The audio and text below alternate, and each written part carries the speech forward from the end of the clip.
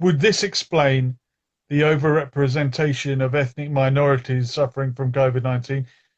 Ethnic minorities, on average, live in more built-up areas. They live in the inner cities. They don't live out in the countryside as much, where people live more sparsely. Yeah, Would that exactly. explain that?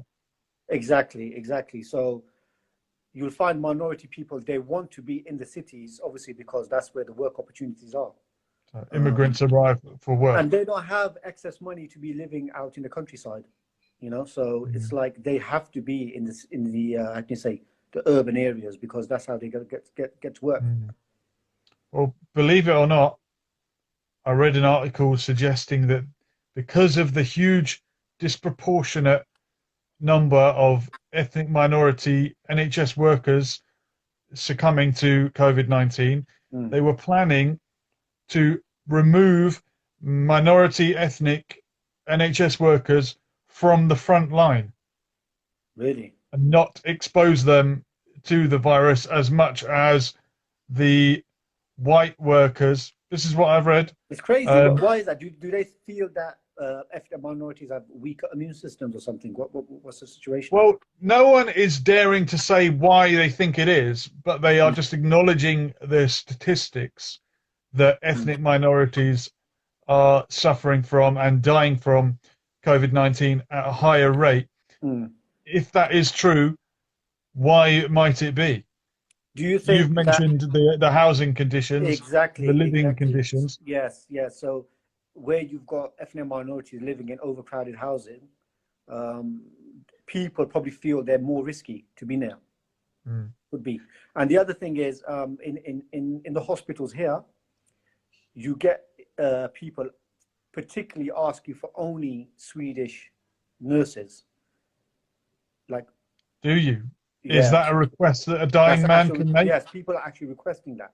They won't go near. I don't want a foreigner. No. These are just rare cases, but it's happening. People don't want to be near like minorities because obviously they feel that they probably don't. They. I think there's two things. They might think that minorities don't care about this, the physical distancing, or they feel that they are high risk because of their living situations. Could be. What do you think about the vitamin D deficiency theory, I think it's real. I think it's true. Um, especially in the colder countries where the sun doesn't shine as much? yeah, but I think vitamin D deficiency is a problem all over Europe.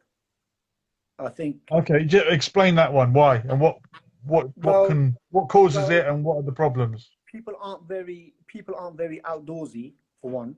They aren't very active. Let's take for the UK, for example. It's not a very active society. If you think about it, people tend to be inside. They don't like to be outside because of the rain and the grey and all that sort of stuff. And vitamin D deficiency is a problem everywhere. The other thing is, I think it's a good point you raised there, because I think there's other issues as well, other deficiencies like zinc.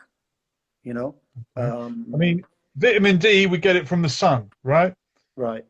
And the theory being that darker skin that is more melanated protects from the sun more so, which is great if you live in a hot climate, but you pay the price if you live in a climate where there's not much sun because you're not going to get as much vitamin D from the sun as a lighter skinned, blue eyed devil like myself.